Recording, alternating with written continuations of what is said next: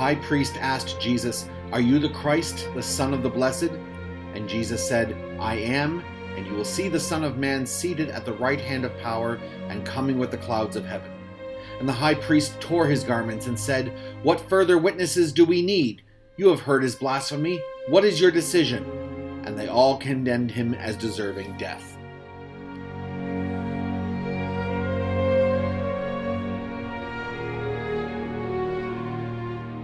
Pontius Pilate said to the Jews, "Behold your king."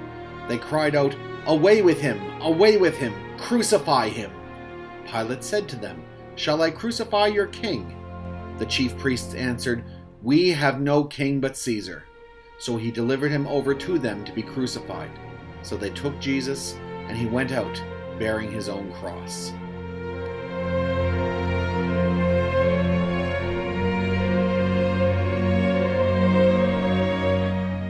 When the soldiers had mocked Jesus, they stripped him of the purple cloak and put his own clothes on him, and they led Jesus out to crucify him.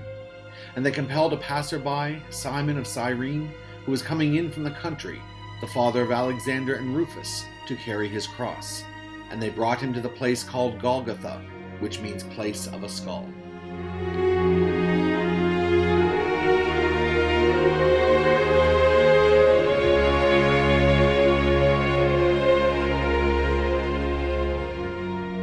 Turning to the women who were mourning and lamenting for him, Jesus said, "Daughters of Jerusalem, do not weep for me, but weep for yourselves and for your children.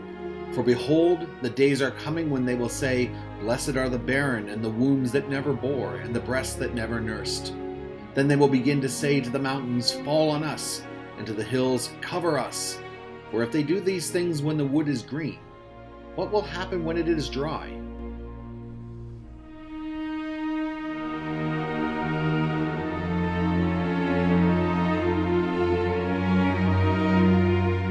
The soldiers took his garments and divided them into 4 parts, 1 part for each soldier, also his tunic. But the tunic was seamless, woven in one piece from top to bottom. So they said to one another, "Let us not tear it, but cast lots for it to see whose it shall be." This was to fulfill the scripture which says, "They divided my garments among them, and for my clothing they cast lots." So the soldiers did these things.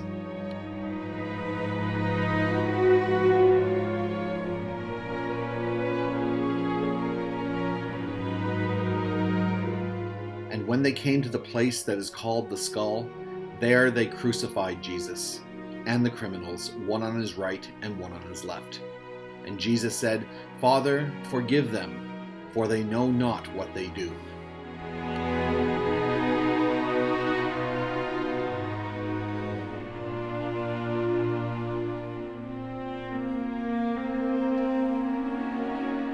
Standing by the cross of Jesus were his mother and his mother's sister, Mary, the wife of Clopas, and Mary Magdalene. When Jesus saw his mother and the disciple whom he loved standing nearby, he said to his mother, "Woman, behold your son." Then he said to the disciple, "Behold your mother." And from that hour the disciple took her to his own home.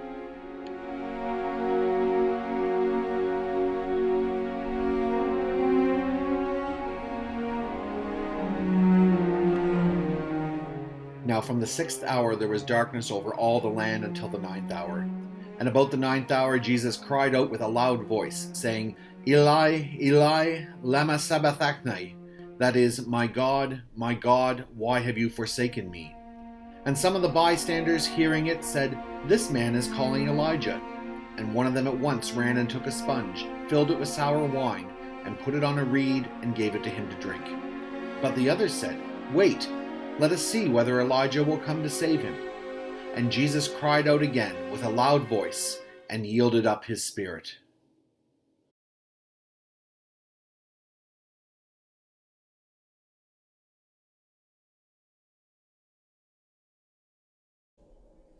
When I survey the wondrous cross on which the Prince of Glory died, my richest gain I count but loss, and poor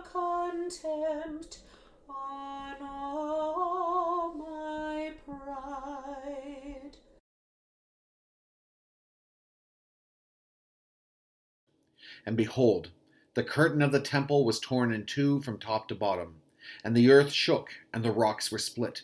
The tombs also were opened, and many bodies of the saints who had fallen asleep were raised, and coming out of the tombs after his resurrection, they went into the holy city and appeared to many. When the centurion and those who were with him, keeping watch over Jesus, saw the earthquake and what took place, they were filled with awe and said, "Truly, this was the Son of God."